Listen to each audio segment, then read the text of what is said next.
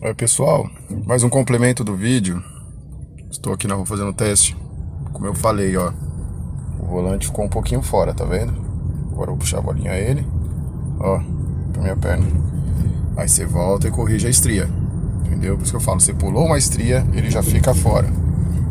Agora eu vou encostar ali, voltar pra casa e alinhar ele de novo. Vou voltar mais uma estria e ele já vai ficar na posição correta. Faz o teste, não tem problema, gente. Desmonta, vai lá, faz o teste. Se estiver fora, volta, desmonta. É rápido, é simples. E corrige a posição, ok? Aí, parado, carro em linha reta, ele, o volante ficou um pouco fora. Até mais, pessoal.